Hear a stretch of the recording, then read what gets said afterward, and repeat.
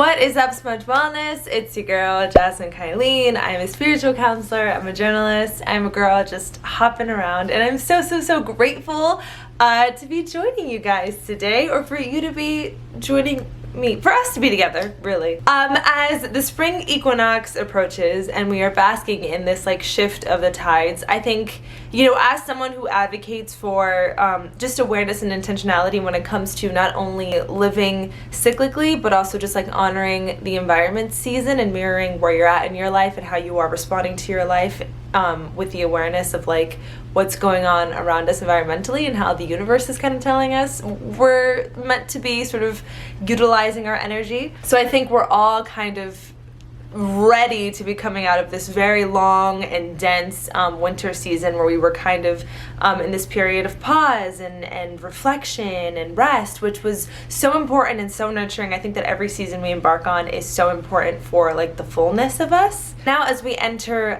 the spring season, there's this energy of blooming, not only externally but obviously internally. And so I want to talk a little bit about how to ritualize with this spring season, how to make sure that you are also you know, sort of like mirroring your environment in terms of coming back to the fullness and the life that you have to give, and how to utilize what we've reflected on in order to stand in your most creative and fertile space. So obviously this is like universally known, but spring cleaning is like the best thing that you can do to usher in the spring equinox and go into this new season of self. I think that we have shed so much skin and we have released so much in this winter period of stillness and reflection. Internally, externally, we have really done a great amount of letting go. And so now that all these things are gone, it's important to like actually like physically usher out that energy so that we have the space to watch all the seeds that we've planted actually bloom. So spring clean like your life depends on it. I mean, if you like take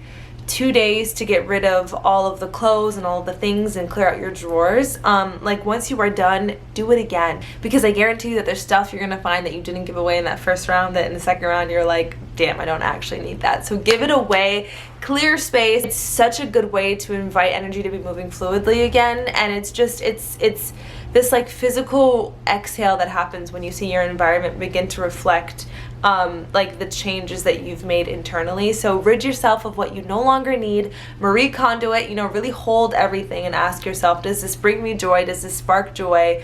And like, what is the reason why I'm holding on to it? So release things so that you can invite in and cultivate space for what's new, so that you can carry less baggage with you throughout life. There's a really important symbology that's happening here, because I think when we're trudging through life with so much baggage, you don't realize like why the journey feels so much heavier until you kind of like bring your awareness to the fact that like, oh, I'm holding on to so much and I'm weighing my own self down, instead of like releasing it, whether that's limiting beliefs, whether that's relationships, but also most importantly in the spring season, the physical items that you are holding. And really ask yourself, why am I holding on to these pair of sweatpants from the 9th grade that have holes in them, right? Is it because I'm married to the nostalgia that they bring me? And can I actually release this identity? Can I release this part of my life? Can I bless it and know that it'll always exist within my heart and within my memories, but ultimately it doesn't need to take up the space that the life I am going and moving into living is asking to take up. So just clear out things, clear out your closet, donate,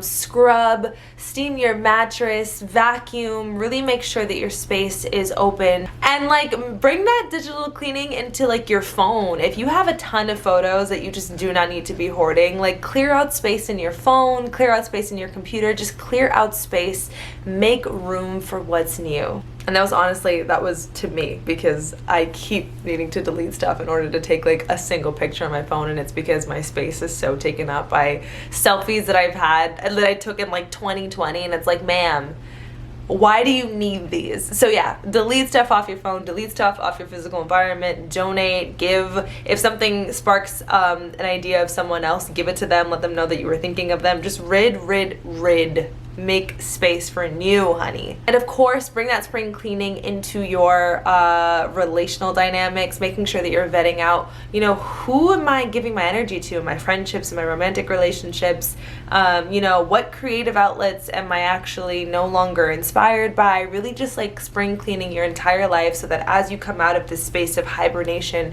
you're moving into an environment that honors and mirrors back who you have shed yourself to be in that period of isolation. So of course, whenever I talk about ritualizing, I always want to incorporate Mother Nature and Pachamama and all the beautiful things that she offers us. So working with flowers is going to be really, really, really like, it's going to be a really potent way to work with the spring energy. So there's so many different ways that you can work with flowers. You can diffuse essential oils. I love diffusing essential oils after I do cleaning because it's such a beautiful way to purify the air in a way that isn't toxic or harmful. So when it comes to like air purification, tea tree oil and lavender diffused is great, but honestly any essential oil that you use is iconic. So yeah, diffuse your oils. Also working with flower essences like Bach flowers. They are a great herbal remedy and like just a natural alternative to treating any sort of like anxiety or you know, sleep issues, whatever in your life you are dealing with. Even like when I remember when it was in the beginning of 2020 or the beginning of quarantine round one, and I was experiencing a lot of anxiety, and this is coming from someone who basks in change, but like it was way too many different areas of change at once and I was kind of anxious about it.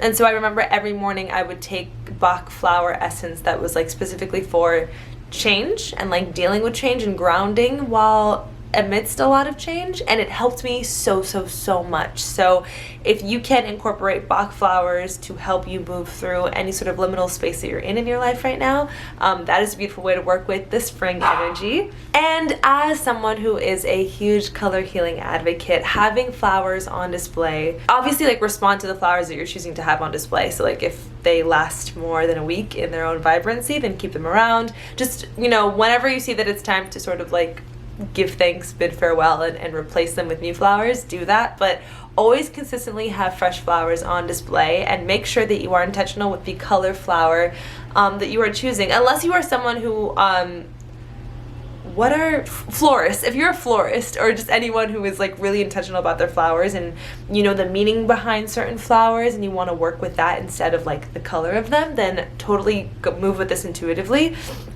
I know I love working with roses when I'm doing like sacral healing because I just feel like it's such a like sexy and romantic flower. But yeah, so however you want to respond to your flower usage, just make sure that you're intentional about it. But if you are doing color healing, for instance, I have purple flowers on display right now because we're kind of in this like Piscean energy and I'm working a lot with my crown chakra. So I'm incorporating purple into my color healing energy right now. But yeah, work with whatever color is kind of intentionally symbolizing something in your given chapter and make sure that it's on display, make sure that you're nourishing them and that you are just consistent with upkeeping how many flowers are on display every week. And of course, if we're working alongside the seasons, then we want to make sure we're doing them energetically as well. And so when you're witnessing everything around you be in full bloom, it's important to make sure that you are honoring being in your own blooming period and state as well. So get into your creative spaces. I think right now we are coming out of a space that was really, you know, there was a lot of retrogrades and we were in this period of like thinking and processing and recalibration. And I think now we're being invited to be in the bloom of ourselves, to have the awareness of who we are when we're authentically creative, when we're standing in our truth, and to now sort of express that into the world. So making sure that you are fertile when it comes to what you are creating, that you're saying the things that you want to say, that you're showing up in the world creatively, whatever that looks like authentically for you. But like make sure that yeah, you're honoring your bloom by just giving yourself the permission to feel good enough to be seen and to turn to the sun.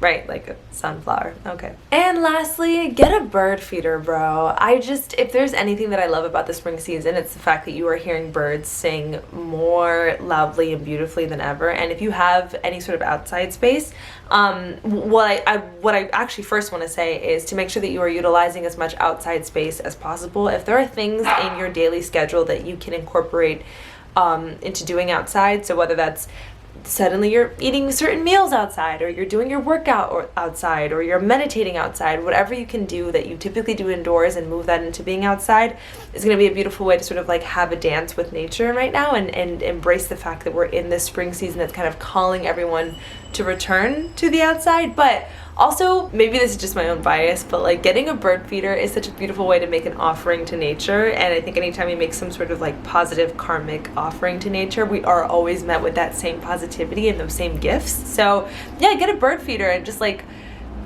when you have your meals, you know, put in some seeds there, and like just make sure that you are intentional with the fact that like we are all one big macrocosm. We're a microcosm of a macrocosm, and you know, when everything else around us is in full bloom, we are as well. And when everything is kind of retreating and isolating, we are as well. And so we're back into this period of moving just into being seen, being heard, and allowing our senses to be stimulated, right? There's new fragrances, there's new flavors, there's new fruits, right? Also, I think eating seasonally is really important as well if you're ritualizing. So making sure that the fruits you're eating right now are spring fruits, and all of that. And so yeah, those are some tips on how to work with I don't know, spring energy to usher in this new season. I hope that you are feeling vibrant and fragrant and fertile. And yeah, I hope this spring season treats you well wherever you are, wherever the climate is for you. I understand that like I'm in Florida, so it's warm, but maybe you're in a place that is still fucking freezing, and so it may not be as exciting to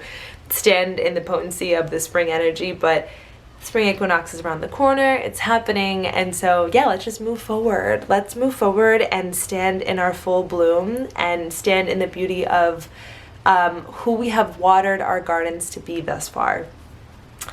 I love you guys. Thank you to Smudge Wellness for housing my voice and being the best platform ever. If you ever want to work with me one-on-one, you can do so by visiting my website or my Instagram at Jasmine Kylene. And happy spring season, honey.